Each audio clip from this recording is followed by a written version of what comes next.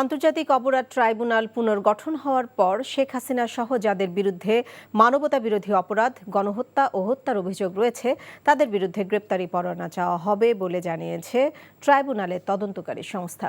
এছাড়া আন্তর্জাতিক অপরাধ ট্রাইব্যুনাল সহ সারা দেশের বিভিন্ন জেলায় আরও 9টি মামলা হয়েছে শেখ হাসিনা সহ তার দলের নেতাকর্মীদের বিরুদ্ধে। মইদুল ইসলামের রিপোর্ট। সম্প্রতি দেশের ছাত্র আন্দোলনের সময় গণহত্যা এবং মানবতা বিরোধী অপরাধের অভিযোগে ঢাকা, নারায়ণগঞ্জ, রাজশাহী, বগুড়া, জয়পুরহাট ও রংপুর সহ বিভিন্ন জেলায় মামলা দায়ের করা হয়েছে সাবেক প্রধানমন্ত্রী শেখ হাসিনা সহ তার দলের অসংখ্য নেতাকর্মীদের বিরুদ্ধে। মানবতা বিরোধী অপরাধের জন্য মামলা হয়েছে আন্তর্জাতিক অপরাধ ট্রাইব্যুনালেও।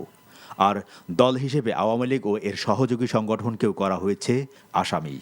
3টি গণহত্যা এবং মানবতা বিরোধী অপরাধের অভিযোগ এসেছে সাবেক প্রধানমন্ত্রী শেখ হাসিনা সহ তার বেশ কয়েকজন মন্ত্রী পরিষদের সদস্য, আওয়ামী লীগ, 14 দল এবং পুলিশের ঊর্ধ্বতন বেশ কয়েকজন কর্মকর্তার বিরুদ্ধে। আন্তর্জাতিক অপরাধের তদন্ত সংস্থা আমাদের এই অ্যাপ্লিকেশনগুলো একটি কমপ্লেইন রেজিস্টার হিসাবে নথিভুক্ত করেছেন। তদন্তকারী কর্মকর্তা ইতিমধ্যে তদন্ত কার্যক্রম শুরু করেছেন। ইনভেস্টিগেশন অফিসার জানিয়েছেন যে ট্রাইব্যুনাল পুনর্গঠন হওয়ার সাথে সাথেই এই মামলার আসামিদের বিরুদ্ধে তিনি গ্রেফতারি পরোয়ানার জন্য দরখাস্ত করবেন। এছাড়া 2013 সালের 5 মে রাজধানীর মতিঝিলের শাপলা চত্বরে হেফাজত ইসলামের সমাবেশে হত্যার ঘটনায় শেখ হাসিনা, শাহরিয়ার কবির, মুনতাসির মামুন ও মোজাম্মেল বাবুসহ 19 জনের বিরুদ্ধে হত্যা মামলার আবেদন করা হয়েছে আন্তর্জাতিক অপরাধ ট্রাইব্যুনালে।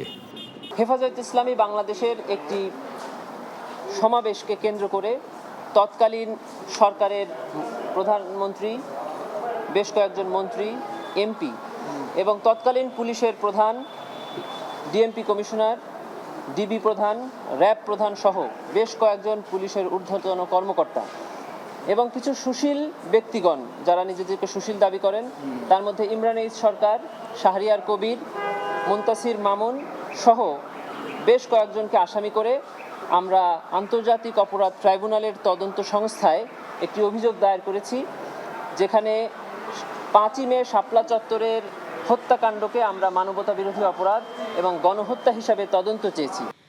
এদিকে ছাত্র জনতাকে নির্বিচারে হত্যার দায়ে আওয়ামী লীগকে নিষিদ্ধ এবং দলটির নিবন্ধন বাতিল চেয়ে হাইকোর্টে করা রিট আবেদনের শুনানি বৃহস্পতিবার ধার্য করেছেন বিচারপতি KM আসাদুজ্জামানের নেতৃত্বাধীন হাইকোর্ট বেঞ্চ। মইদুল ইসলাম, NTV নিউজ, ঢাকা।